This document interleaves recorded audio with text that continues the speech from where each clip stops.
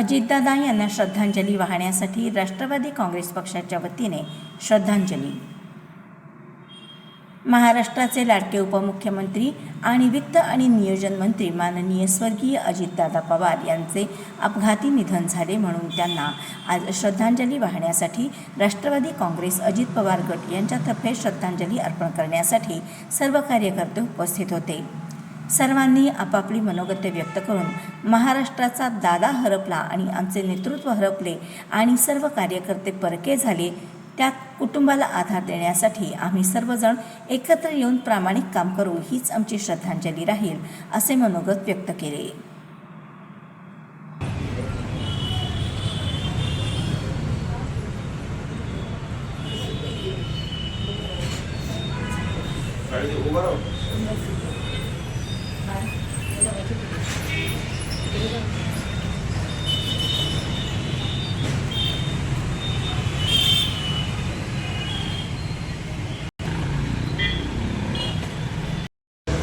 दादा निघून गेलेली गोष्ट आजही आपल्याला मान्य होत नाही, आपल्या विचाराला पटत नाही. परंतु आलेल्या संकटाला सामोरे जाण्याशिवाय पर्याय नाही. कारण दादा म्हणजे या महाराष्ट्रातील लाखो कुटुंबाचा आधार होते, मायबाप होते आणि ते आपल्यातून निघून गेलेत. या संकटातून सावरण्याची क्षमता संपूर्ण पवार कुटुंबाला आणि राष्ट्रवादीच्या प्रत्येक कार्यकर्त्याला परमेश्वरानं बळ व ताकद द्यावी. दिलेलं वचन पाळणारा, शब्दाला पक्का असणारा या महाराष्ट्रामध्ये, या देशामध्ये असा नेता परत होईल का नाही हा शंकेचा विषय आहे.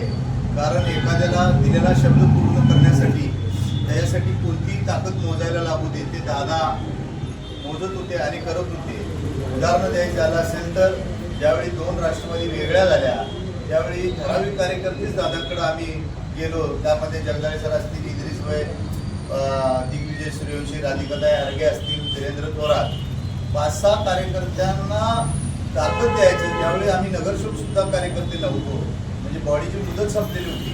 अशा काळामध्ये आपल्या कार्यकर्त्यांना बळ, सांगली मिरज कुपवाड शहराचा विकास व्हावा न मागता 50 कोटी रुपये निधी महापालिका शहराच्या विकासासाठी दिला. 2-2.5 महिन्यापूर्वी मुंबईमध्ये प्रदेशवरती दादानी प्रत्येक जिल्ह्याची आढावा बैठक घेतली. तिथं सुद्धा आपण कशा पद्धतीने इलेक्शन लढवायची याचा विचारविनिमय करण्यासाठी गेलेलो होतो. परंतु न मागता त्या ठिकाणी सुद्धा दादानी तुम्हाला आणखी 50 कोटी रुपये निधी द्यायचा राहिलाय, तो येणाऱ्या काळात तुम्हाला देतोय, तुम्ही ताकदीने महापालिका लढवा आणि प्रत्येक कार्यकर्त्याला न्याय देण्याचा प्रयत्न करा, असे दादांचे गौरवोद्गार होते. असा नेता मी तर माझ्या 25-30 वर्षाच्या हयातीमध्ये दिलेला शब्द पाळणारा, तळागाळातल्या कार्यकर्त्यांना मान सन्मान देणारा, जातीभेदाचं राजकारण न करता शाहू फुले आंबेडकरांचा विचार सर्व समाजापर्यंत पोहोचवण्याचं काम महायुतीमध्ये असताना सुद्धा सर्व जाती धर्माला न्याय देण्याचा प्रयत्न त्यांनी केला. सर्वसामान्य कुटुंबातल्या महिलेला, राधिकाताई आर्गेला महिलांचं अध्यक्ष केलं, जगदाळे सरांना अध्यक्ष केलं, आमच्यासारख्या कार्यकर्त्यांना फंड देऊन आम्हाला महापालिकेमध्ये ताकद दिली.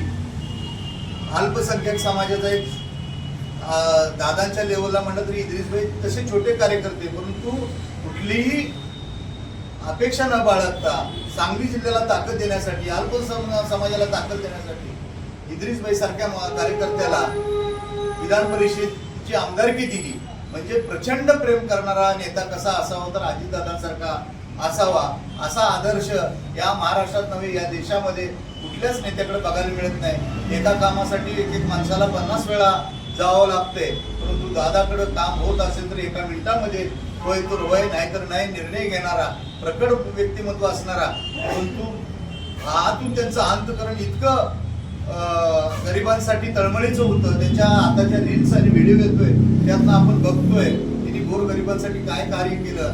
आणि कालचा जो लाखोचा जनसमुदाय जे बारामती शहरामध्ये थांबायला जागा नव्हती, त्या ग्राउंडवर जागा नव्हती, त्यावेळी बघितल्यावर कळतंय हा जनतेचा लोकनेता या महाराष्ट्रापासून हरपला.